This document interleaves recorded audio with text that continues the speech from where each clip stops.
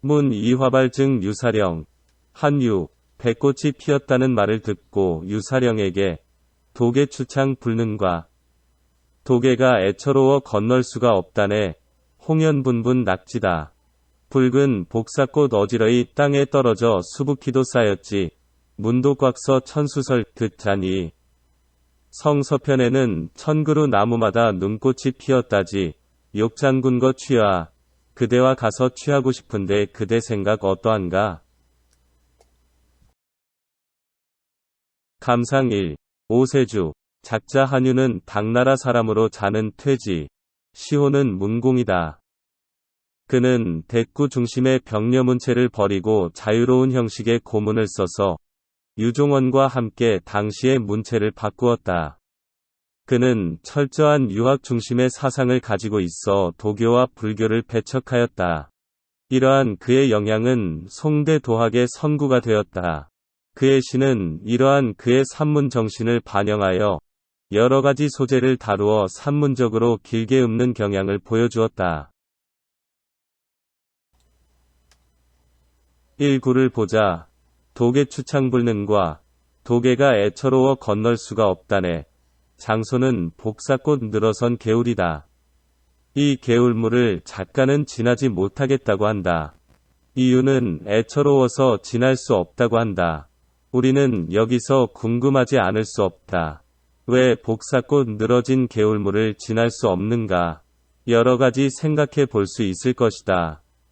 개울물이 너무 깊은 것, 개울 건너편에 무슨 위험한 상황이라도 벌어진 것, 가져올 물건이라도 빠뜨려 다시 돌아가야 하는 형편, 또는 누구를 버리고 떠나는데 지금 와서 생각해보니 도저히 버리고 그냥 가기가 어려운 일, 기타 여러 가지 경우를 생각해 볼 수 있을 것이다.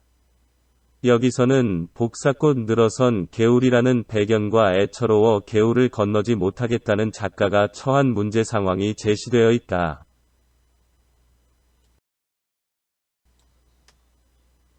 이 구를 보자. 홍연분분 낙지다. 붉은 복사꽃이 어지러이 땅에 떨어져 수북히도 쌓였지. 그러나 그 이유는 전혀 뜻밖이다. 개울 주변에 복사꽃이 어지러이 땅에 떨어져 수북히 쌓여 있다. 그리고 떨어진 복사꽃이 조금도 시들지 않았다.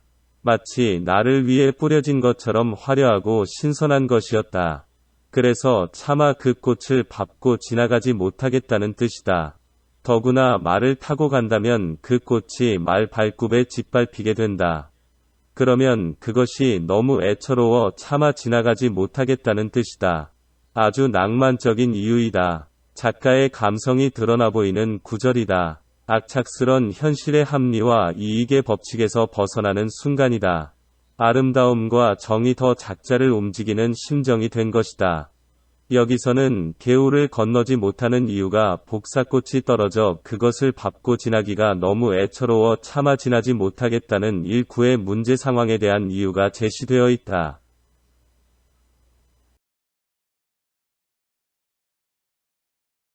3구를 보자. 문도꽉서 천수설 듣자니. 성서편에는 천그루 나무마다 눈꽃이 피었다지. 이때 이 복사꽃을 보고 문득 전해 들은 말이 생각난 것이다. 성박 서쪽에는 많은 백꽃이 피어 마치 눈 내린 것처럼 화려하다 는 말이다.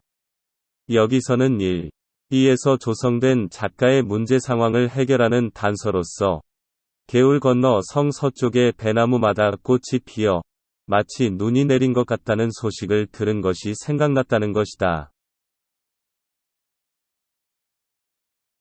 4구를 보자. 욕장군 거 취하.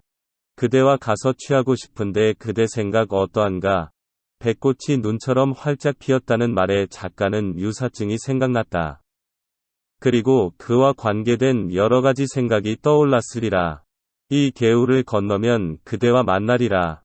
그곳에서 그대를 데리고 화창한 날씨에 화려한 백꽃 핀 곳으로 가서 술에 취하며 이런저런 이야기를 나눈다면 얼마나 좋을까. 자네 마음은 어떠한가? 물론 좋아하겠지. 조금만 기다리게 나 지금 가고 있네. 조금만 기다리게나 친구여. 여기에서는 3구에서 생각난 성박 서편의 백꽃으로 친구가 생각나고 그 친구와 술에 취하여 그 화려한 벚꽃을 감상하면 좋겠다는 생각이 들면서 갈등이 해소되고 있다. 이 시는 결국 개울을 지나다가 떨어진 복사꽃을 보고 성박 서쪽에 벚꽃이 활짝 핀 소식을 듣고 친구 생각이 문득 나 그와 술에 취해 봄의 한때를 즐겨보자는 작가의 마음을 보여주고 있다. 이상을 향하여 현실 문제에 골몰하는 행전가와 유학자적인 품성을 가진 작자가 현실을 잠시 벗어나 친구와 자연을 즐기려는 낭만적 감성을 보인 작품이다.